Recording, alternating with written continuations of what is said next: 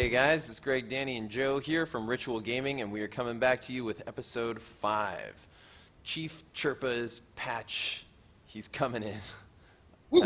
You're excited, right, Danny? I'm sure you're really excited about this one. So let's get right into it. Ewoks and Chirpa, they're all the rage, right? You've seen them on Galactic War now, Arena, just everywhere. They're just popping up, right? Flooded the meta. Yeah, completely flooded. Now, Chirpa, for those of you who don't know, we'll just go through it really quick. Joe, you want to let them know what he does? Yep, sure. Chief Chirpa is the chief of the Ewoks on the forest moon of Endor. That's his full title.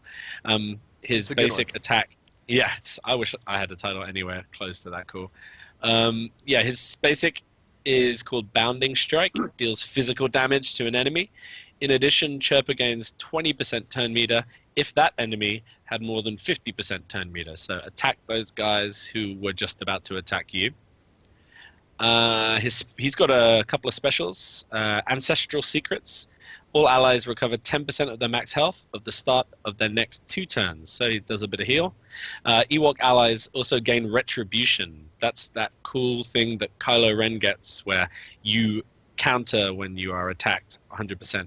For 1 turn, right? 2 turns. No, for 2 turns, yeah. Yeah. That's for 2. And they also get an extra turn of that health recovery. So the other guys are getting, your regular guys are getting 10% for 2 turns, but the Ewoks get 10% for 3 turns. His second special, Tribal Unity, grants all allies speed up for 2 turns, and then calls a random Ewok ally and another random ally to assist. Wow. But these assists deal 70% less damage. These are some pretty nutty skills. Yeah, we'll get into them in a minute after we talk about his leader skill. So he's got a leader skill, being, the chief of all Ewoks. Ewok allies gain 10% turn meter whenever they perform a basic attack, and other allies gain half that amount. So yeah, some pretty crazy skills here. Yeah, they're interesting. I think they're definitely, it seems like one of the first characters that I've seen them come out with where they're really trying to push you into this one kind of idea. Like when I first saw him, I was thinking, what's he really going to be good with?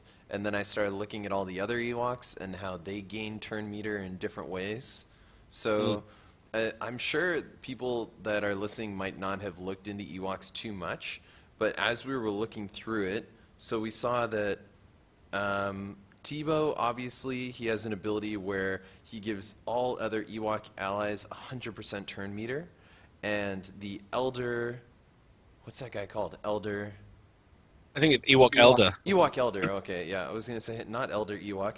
The Ewok Elder, he has Guiding Strike, which deals physical damage to target enemy with 60% chance to gain 50% turn meter and to grant other Ewoks half that amount, 25%.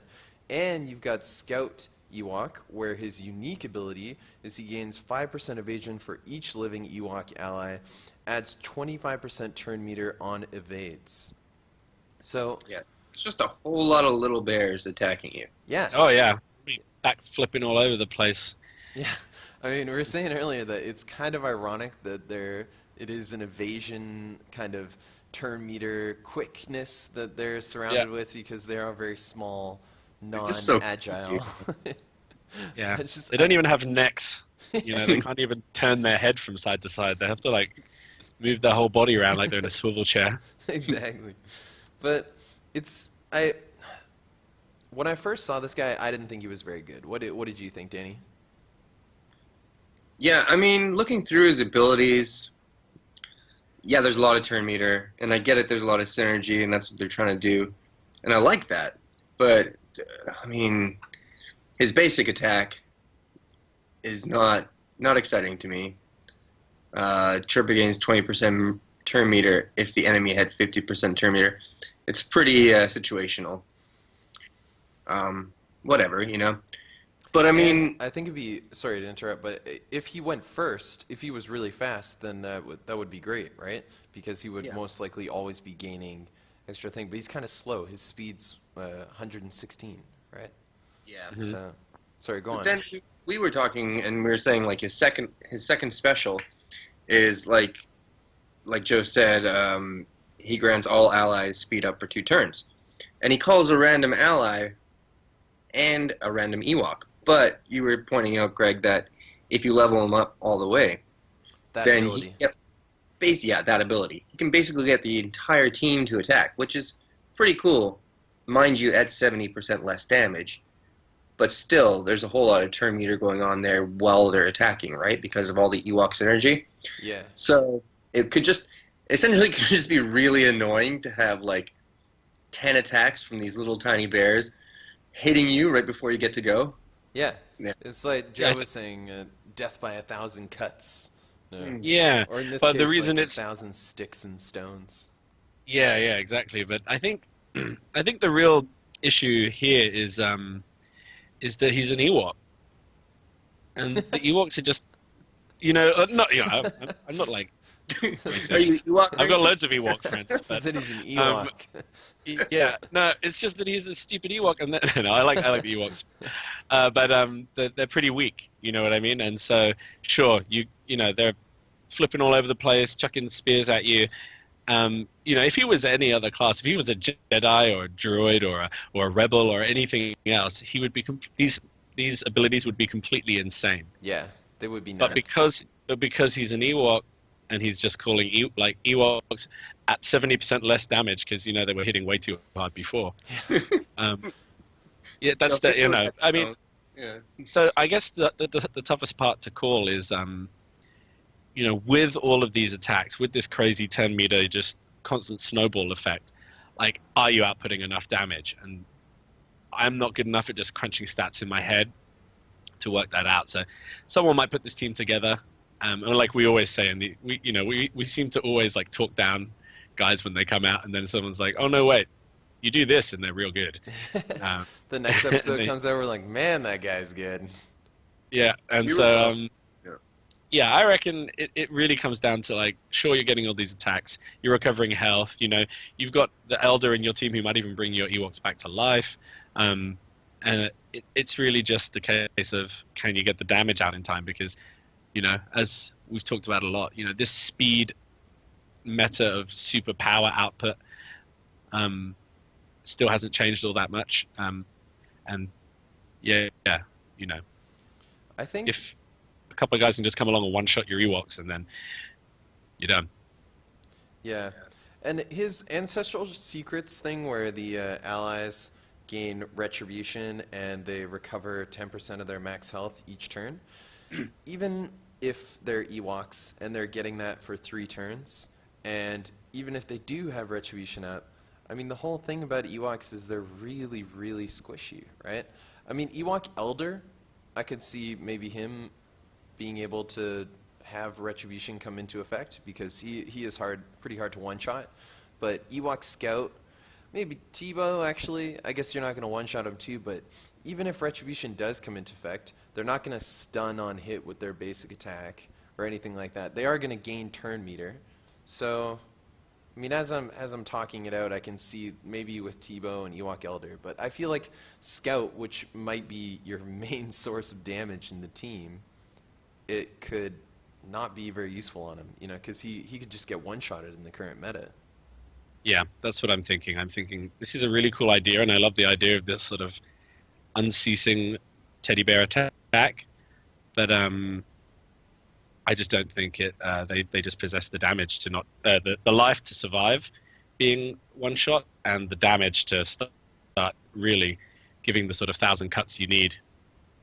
Yeah. Yeah. Now, They really boost all other Ewoks in order for this to be valid. yeah, and Chief Chirpa himself, though, I'm sure he could take 1 or 2 hits. He's got like 15,000 health with max skill and max stats. So, I mean, that's not the worst health in the world, right?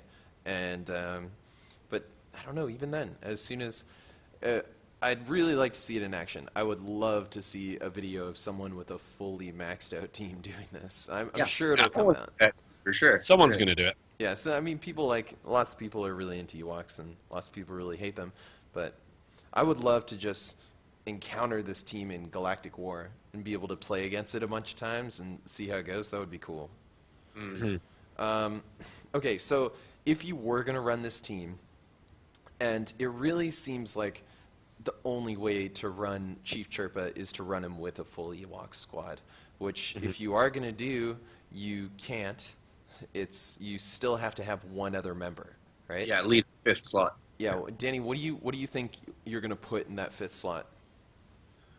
Well, I'd say because the majority of the Ewoks aren't really like the healthiest guys. They're a bit squishy.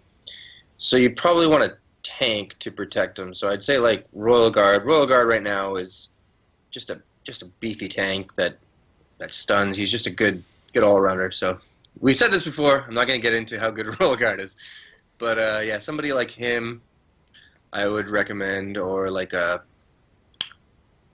don't know, just another tank or Maybe taunt. Stormtrooper Han could be kind of cool, actually. If you Yeah, even Poe. synergy. Yeah. Poe, maybe, yeah. Yeah, Stormtrooper with that, Han you know, would you go get- with the turn meter synergy, that's for sure. Yeah. I mean, Poe's also removing 10 meter as well, right? Yeah. And he's also exposing. And he's nice and Daka fast. So would be interesting, too, with Ewok Elder. Yeah, Even I've though- seen a Darth Ewok Elder combo, and that worked out really well. Yeah, every once Yeah. in a while you see that in Arena or Galactic War or something. But they normally have huge damage threats with them, right, that are incredibly annoying when they come back up. Yeah, so I don't know if it would work really well with a bunch of little teddy bears. Yeah, but with all these heals that these guys have, you know, it could be one of those things where Daka gets a good revive off, and then suddenly, you know, because of the turn meter and all the heals, you're just like back to the beginning of the game again, and the reign of teddy bear assault just like True. starts anew, you know. Yeah. What I wonder, depending on how much damage they do, the 5-minute timer might be your biggest enemy. Like, can I actually, yeah. you know, kill the other team by the time this goes down? It was kind of like that old meta of the Jawa AoE attack teams that like they were doing basically no damage, but they were just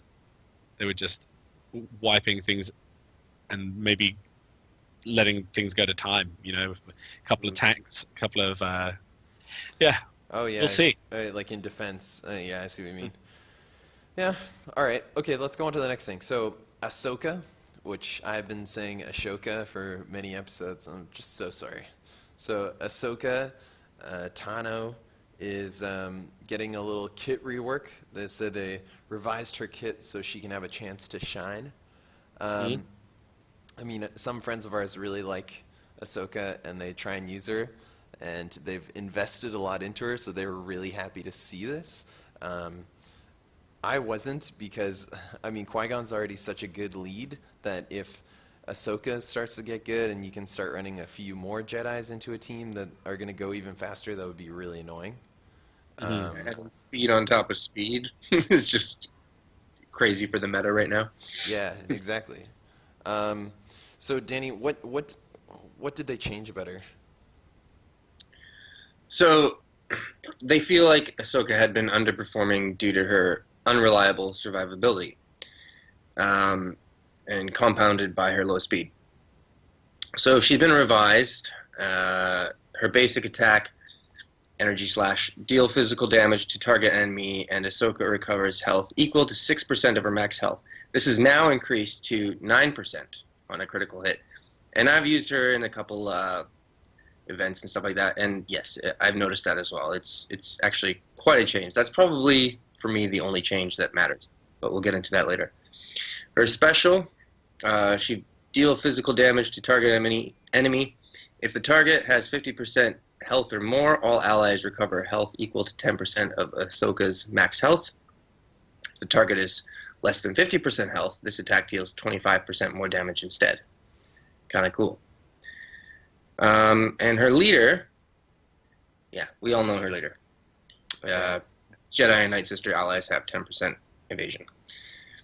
Now, her other thing, her unique, now is coming into play. So she has 25% health and plus 25 speed, but whenever she suffers a critical hit, she loses one of these effects in reverse order.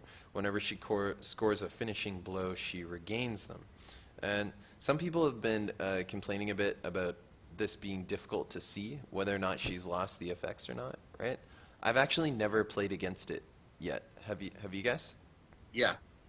And actually, that's the only difference I feel she's had is this exactly what you just said pops up above her head. So it just kind of tells you she's got plus 25% health and plus 25 speed. Oh. Yeah. So whenever that changes, it'll pop up again on her head. But yeah, that's the only thing that's really made a difference, I feel. Huh. Because before she was pretty squishy. Every time I saw her, I felt like I could just one-shot her with an assist or anything really, or get her pretty low at least, right? Now with Qui-Gon Jinn running lead and kind of that synergy, do you think she's going to find a place in the meta? Do you think she's going to kind of rise up?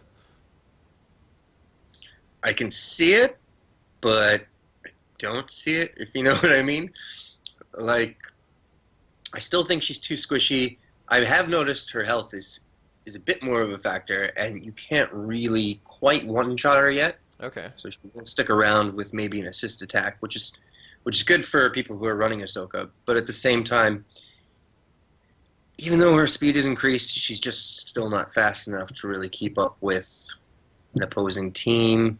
That might not be such a bad thing, though, because with her protective maneuver or whatever, right, then she deals an extra 25% damage. If the guy's below 50%, you could use her as kind of like Massage Ventress's killing blow kind of thing. As soon as I saw these kind of where if she's going to not really deal this damage roll, but kind of like a semi-healing, semi-durable kind of role like that, like I don't want to say a tank, but just kind of a versatile character, then what if you started mixing her in with Lumi? Like, her and Lumi seem to go hand in hand. If you got Lumi's heal going, and then they're regaining health at the beginning of each turn, she's giving them health, that could be pretty good. It could be pretty potent. Yeah, I do like the fact that she's healing a lot more. That kind of makes her more versatile and wants me to put her in more comps because she's healing without pressing a button, which is kind of cool. Yeah, that's true. Although, I mean, again, whenever I think about healing characters, I just think of how many people still run Sid because of how flat out good he is right now. And how good he's been forever. Yeah. Yeah, I see Sid dropping off a bit more in my server. I think mainly because for all his cool little abilities, he doesn't do a huge amount of damage. Yeah, that's true. And he's a little on the squishy side as well. But yeah, like I don't know. I'm not a big Ahsoka user, and I don't. I have a 2-star one that I never used, and I don't see her around anywhere. So hands-on experience, I have little to none. But the stats look good.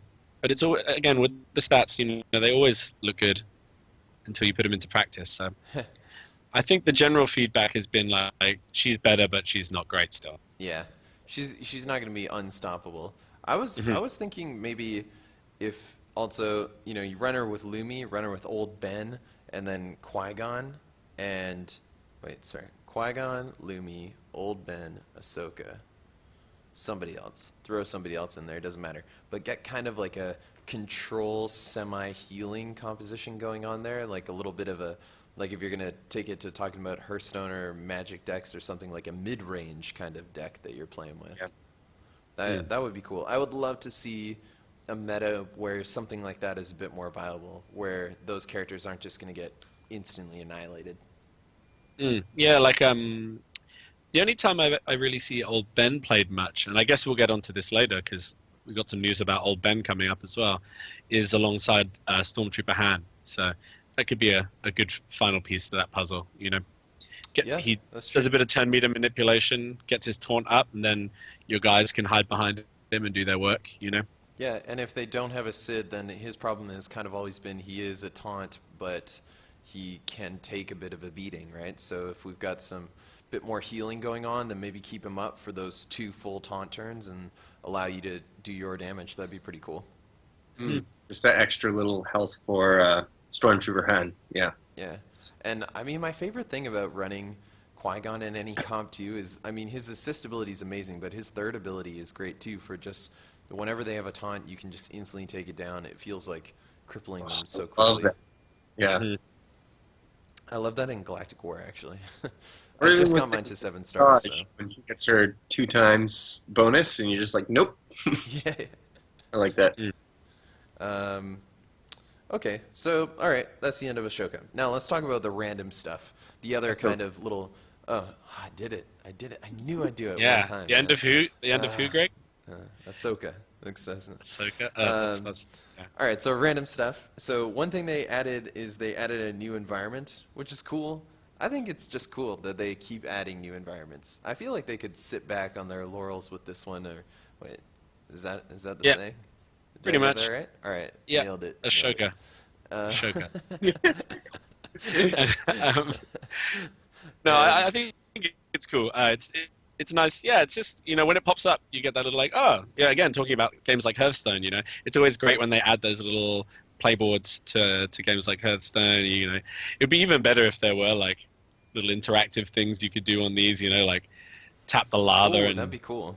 bubbles and fire come out or whatever. But I guess there's less time in this game to do that than there when you're waiting for some guy to take his turn for 2 minutes. Yeah, you're not waiting for Freeze Mage to sit there and think about 2 minutes of who to fireball or whatever.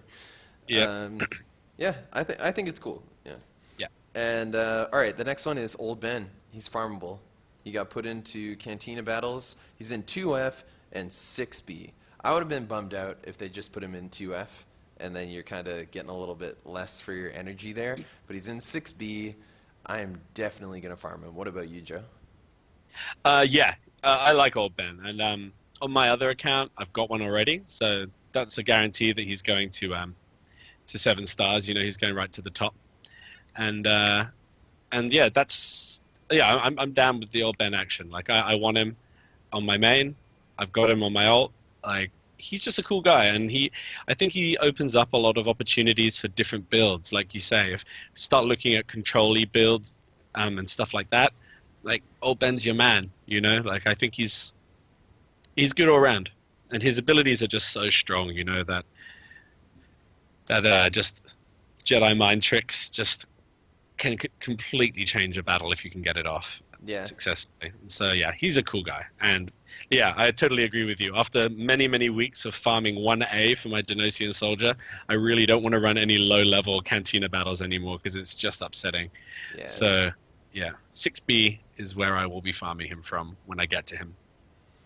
I think too, with his Jedi mind tricks, not only the ability block but the turn meter reduction is just like, it's so huge. It feels so huge. Because when we were prepping for the show, I went to double check how long the ability lock lasts for from his Jedi mind tricks, and it was just 1 turn. But man, it feels like so much longer than 1 turn because of the turn meter reduction. Like Yeah, as it's soon like a as he 10 gets and a it- half. It's so gnarly when he gets it off. It's just, and especially if you're playing a composition with a lot of assists or anything like that, anything where you're relying on basically non-auto attacks, then it's so huge. It's really cool. And again, like we mentioned slightly before, with Stormtrooper Han, at his side, backing him up, defending him. All that turn meter reduction, like there's a guy on my server who constantly ranks sort of top 10. It's a coin toss. If Han gets off, you lose. If Han doesn't, you win. Yeah. And that's great on the defense. So it could, you can build some really interesting defensive teams as well with an Old Ben by your side. So. Yeah, unfortunately for Stormtrooper Han, Qui-Gon Jinn's popularity though definitely really messes with his taunt. I feel like if he taunts and then you can take it away with Qui-Gon, it's so huge. Yeah. Totally useless. Yeah. Yeah. Yeah. I mean, the thing about Ben is I don't feel like he really slots into any real like arena wrecking teams, That's, I guess, for the real hardcore that just want to come first on arena every day, like that's what's going to make them go like, oh, Ben, yeah, but no. But I for one will be once I finish my Barris, I was going to go for Dooku, but I think I might go for Old Ben instead now. Yeah. No, he's a cool dude. He's a cool dude, that Old Ben. Yeah. Yeah. I think too. Nice guy. I mean, there are some compositions you can run him in where if you kind of you want to kill everyone else in the composition before him, obviously because of his unique passive, but also because they do so much damage. Like where people run him with, or they used to run him when TIE Fighter Pilot was really good with TIE Fighter Pilot, Leia, just super guys that are going to quickly one-shot dudes and then get his ability block off. But yeah, to be honest, I haven't seen him for a while either. Yeah. He's just, he's cool. I want to be his friend. Yeah. I want to have a beer with him. Yeah. Oh, that'll be so fun. So, all right, the other thing is Magma Trooper shards can now be obtained from Chromium packs, which, to be honest, is like, I would prefer them to not be right now. They could just not include it, and I'd be totally fine with that. It's just, I feel like I just don't care that they are. Yeah. yeah, but it does just dilute the chance of getting something you want. Yeah, exactly. Yeah. It's a nerf to Chromium packs. Yeah, I suppose. And okay, Darth Vader had his stats increased if players raised his star tier to 6 or 7. I guess before there was something where you could receive extra shards for him, but now that's no longer a concern, they say, so they've increased the power for 6 and 7 to their rightful place, which is cool, because I've always wanted Darth Vader to be viable, and now I don't have any 7-star or 6-star Darth Vaders on my server, and I never see them in Galactic War. I feel like maybe 2 months ago, you'd see them every once in a while where I saw people trying to run Darth Vader, Kylo Ren, and Sid with those kind of things, but I haven't seen him for so long. Have you seen him for a while, Danny? No, yeah, I used to see them a lot too, but I haven't seen Darth Vader in a long time. It might have just been power creep. Maybe this was what was kind of stopping him a little bit, where he just couldn't swing with all the other sharks. That sounded lame. I'm gonna take that back. Let's take that back. Joe, have you seen him on your server? Nah, not at all, really. Yeah. Definitely not in Arena. You see sometimes in those crazy Galactic War teams you come up against, you see like weird builds which make no sense that have one in, but never at high star ratings because he's just so hard to get up there, and rarely at all in, if ever, in Arena, like I said. So yeah, I want mine up. Like it's Darth Vader. He's the coolest man in the world. So I want the reason him. why the movie exists in the first place. So Yeah, exactly. Should just be called Darth Vader. But yeah, yeah, I want him. He's cool. It's cool that he can be as powerful as he should be because people aren't cheating. Yeah. That's good. People not cheating is always good. Yeah, we like it when don't people don't do cheat. drugs or cheat at Star Wars, guys. Yeah, both of those things, and stay in school. All right, so But don't play Star Wars when you're at school. there was a ton of bug fixes in this patch, but some of the ones that we picked out as being the most important was Genosian Soldier no longer gains offense up from aggressive advance before the damage is calculated, which I hadn't read the patch very much, and I was playing a bit today, and man, you can really feel it. The guys because I had a really good feel for Genosian Soldier in the Droids comp, and how much damage he was going to do, and who I could one-shot and who I couldn't. And I was just noticing today, like, why couldn't I kill that guy? That didn't make any sense, but it really has taken his down. I mean, it hasn't totally destroyed his damage or anything like that, but it's definitely brought it back into the realm of reality. Yeah. Yeah, the weird thing with GS before was that he's like, for a little nameless 10 shard to unlock dude, he's just one of the best characters in the entire game. Yeah. You know what I mean? And he's still one of the best characters in the entire game. This is just a slight, maybe putting him slightly more towards where a random Genosian soldier should be. Yeah. And again, in the movie, he's one of those dudes that Jedi's just fart on and he falls over and dies. Yeah. Why is he so good in this game? Gross. Jedis are killing like 6, 7 of them at a time. Yeah. The Genosian Soldier too, I think he was becoming one of those characters where you could just throw in any composition at all, synergy be damned, doesn't matter. He can go in because he's just so damn good. Yeah. So he's definitely. I think that was a good thing. You okay, Jay? No. What's going on here? Oh, just thinking about Yoda farting. What does he even eat?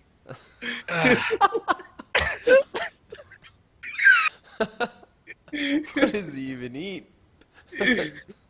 Well, imagine Yoda being like a baby carrot kind of guy, something like that. You would totally be a baby carrot guy. That's a good call. Yeah, something soft, easy on the bowels. Oh, well, I had to mute. Sorry, guys.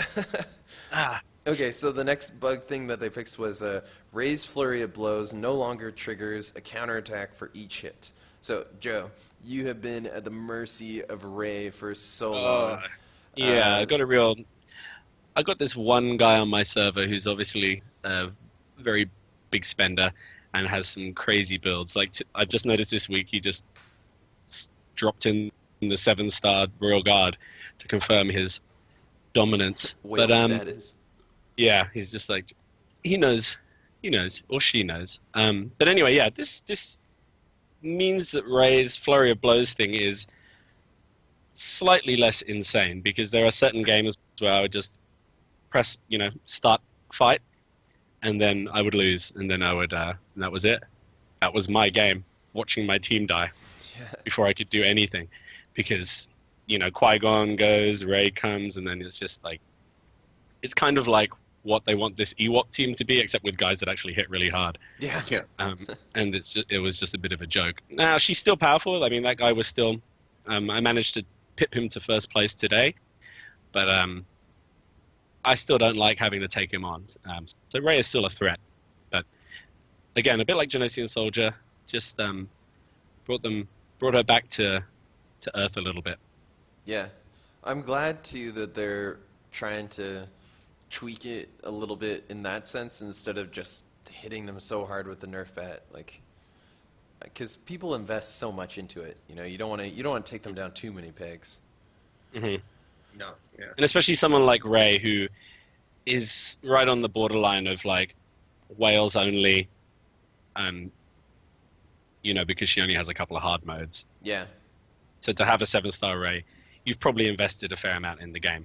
And to punish those people too much would be unfair. Like, I really dislike the guy on my server, but that's only because he beats me all the time. Full respect to him pumping money into a game that he likes and getting what he wants out of it, He can do what he wants.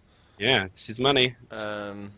Dooku's leader ability now grants the expected amount of evasion, and it was previously granting less than intended. So, Dooku's leader ability works. You never, ever saw him as lead before. Danny, did you see an explosion of Dooku leads on your server, or at least in Galactic War or anything like that? Even in Arena, I think we all did. Yeah. We've seen a few Dooku leads, but, I mean, yeah, I understand why there's more Dookus now, but his leader ability evasion isn't much above Lumi's. But his thing is, right, he gains offense up whenever they evade. Yeah. I'd still much rather have the possibility of an evade with Lumi and a heal, rather than the possibility of an evade and the possibility of offense up. I think Lumi's lead still, to me, outweighs Dooku's lead. I see what you mean. Yeah. I think, though, they both have their own merits. I think if you're running a composition where you expect people to die within 2 attacks, then it would be much more advantageous to have Dooku as lead, because Lumi's small amount of heal isn't really going to change the tides in that sense, right? Having said all that, I would rather have neither of them as lead. Oh, sure. Yeah, that's what I was going to say, is evade leads just don't seem to work very well. They're too RNG dependent, and, like I say, we did see a lot on my server today, and I was like, well, I'll take it on and see how it goes, and just completely wiped the entire team, leaving just Dooku. Kind of grateful everyone replaced their leader. Yeah, there's a few easy battles today that I didn't have to really think twice. I then took on it was interesting, I saw him being paired quite a lot with Resistance Pilot, who obviously is quite a frequent evader, a fan of the evade. And he has foresight, right? He has foresight, and then he has expose as well. So but he didn't get to do anything because he was dead. The 2 times that I played against that build. So again, I don't think Dooku's going to be a lead, and I probably think those guys who experimented with it today might be regretting their decision. I think though this, if anything, is a real strong reflection and kind of puts a magnifying glass on the how weak defense is in the game right now, and how you really can't expect many compositions, if anything at all, to hold up against. It's always better to be on the attack. You're never ever going to have a composition that's better on defense, which is fine, but it feels like almost every composition is just pretty bad on defense. And sorry, go ahead, Joe. No, and I was just going to say that I feel like that's how it should be, because if you could build really insane defensive teams, it would be a bit of a bummer. Sure. To play this game. Yeah, no, I agree with you, but I think right now the only good defensive team would be something like do the most damage as possible. Yeah. Right? As fast as you can. Yeah, as fast as you can. Which is kind of also what the best attack is. Yeah. So.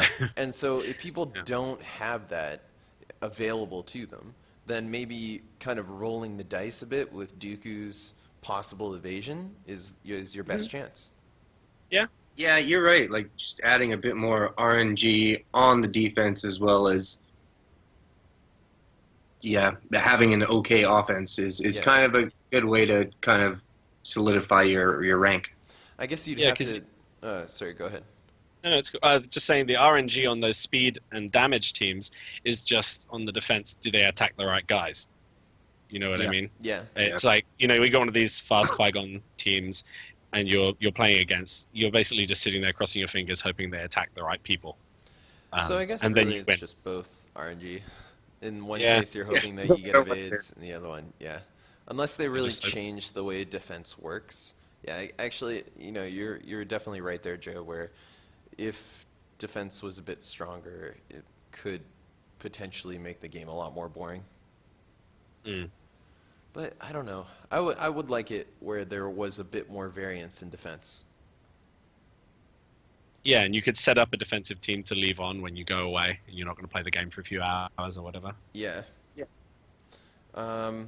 Okay, so multiple characters had their abilities where their damage would decrease. They changed that. That's okay. If you guys are interested in that, you can go and check that out. So they said they're still working on DOTS effects being able to defeat an enemy, and it will be implemented. Yeah, I think it just messed up so many abilities. There were so many bugs that it caused. It's unfortunate because I really feel like that would make some guys a bit more potent in the game. Yeah, and again, that whole defense versus offense thing, that could really play a factor as well, right? If you're using a lot of guy with DOT. Yeah, that's true. Yeah, it would just add another possibility for that.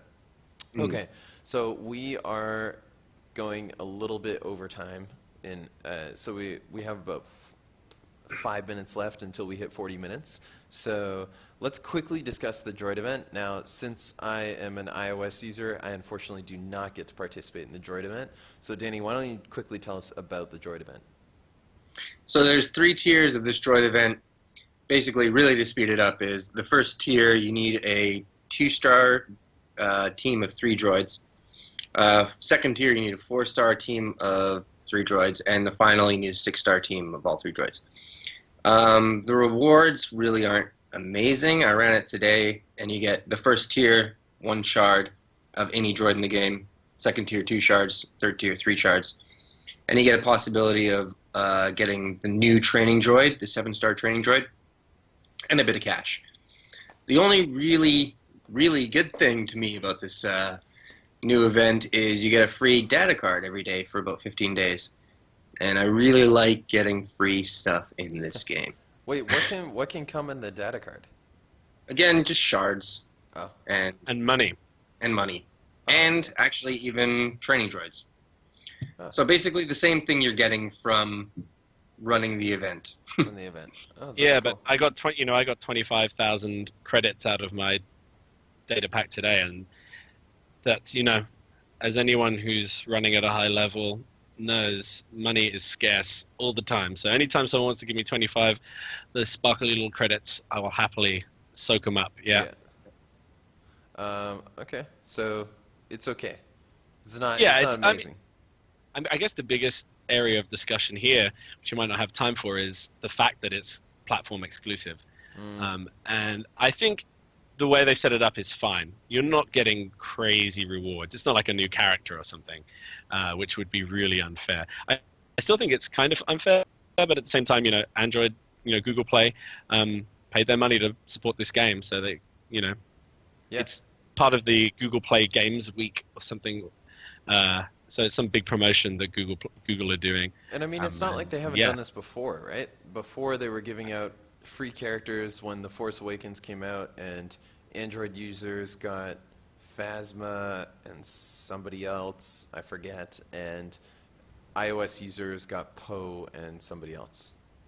So, I mean, yeah, it's a bummer if you're on iOS, but don't be too concerned, because as Android players are not getting all of that much from it. Yeah. Getting a few. Okay, so we just wanted to wrap up with more theory crafting. We're just trying to make this a little part of each episode. So this week we went away with thinking about what will the ships do. And Danny put in the little bracket of our Google Doc in the corner of Cantina by Java, in case you haven't seen them. So what will the ships do? What will it be like? What do we want it to be like? What do we hope it'll be like? So, Joe, let's start you off with this one. Yeah, I absolutely do not think mine is what it's going to be. It's really just what I want it to be. And I want them to just make it so you can actually fly ships around like one of the old Star Wars X-Wing games or something. But maybe, that's obviously completely unrealistic to expect. So even just Space Invaders, where you can just play. It'd be completely pointless and ridiculous, but maybe it gives you some credit rewards. Shoot. Yeah, some asteroids or something, just you just actually get to fly a ship around and play some really basic game, and it just gives you a bit of money for it. But I know it's not going to be that. That would just be a laugh. That would be, I don't know, like maybe like what are those called? Like shmups? Is that what they're called? Yeah, a little shmup, because you are in a cantina, they could just have a little arcade machine at the back where everyone's just playing, Raiden or... It's like little extra, gives you extra awards and stuff like that? Yeah, just some money even, if you get to certain score levels, you can get 50 or 100 or 150,000 credits or whatever. That'd be cool, but I feel like for a lot of people, it would be an extreme disappointment. Oh god, yeah, no, it's a really dumb idea, and I absolutely am certain it will not be what they do. All right, Danny, what's your idea? I actually really wanted something like Joe as well. I thought that would be fun. But I really like his idea. But no, I had to change it because I wanted something like Joe's. So I thought, like in the Lego games, I know that not everyone's as huge of an idiot as me and plays Lego games, but where you had to like collect all the different parts of like a ship. For example, collecting 50 or 50 parts of Slave 1 would unlock Boba Fett or unlock 100,000 credits or something like that. Same vein of like collecting materials to get the next character to the next ability slot or next level or whatever. Okay. Something like that. So it wouldn't even be like a new system kind of thing? Yeah, kind of an old system, but just a new animation or something, That's a cool idea. Yeah. And if it's sort of passive and you were farming them anyway, like if they just slotted them into some levels you were doing in any case. Yeah, exactly. Yeah, that'd be pretty cool. I was thinking for mine, I really wanted something, and this would be a huge addition to the game, and I think it would take the game to a whole nother level. If they did it, it would be really hard. But adding something like a Final Fantasy Tactics kind of vibe, or if people have been playing Duelist, I've been playing that sometimes, where, I mean, it's almost an entirely other game, so maybe you'd have to make kind of a simplified version of it, but something like that, where you're using your ships, because Fantasy Flight Games has an amazing game with X-Wings miniatures, which we were playing for a while, and it's really, really fun. And I just love, something super simplified of that, because I know it'd be really hard to do. And I mean, X-Wings miniatures is incredibly, so many little details to add. But I don't know, just something where when you're collecting the ships, you can just put them all out in front of you and kind of have a ship-to-ship battle. That's what I would really hope for. Honestly, what I think it will be is they'll give a passive buff to your team or something like that. But that would be amazing. Yeah, like a secondary leader ability sort of thing. Yeah, kind of something like that. I don't know. Yeah, I think the one thing that got me interested was Biggs Darklighter. Part of his character description is with strong ship synergies. So yeah, so it's definitely going to involve an interplay of character and ship. Just interested to see how they manage it. Yeah. All right, guys. So this brings us to the end of the episode.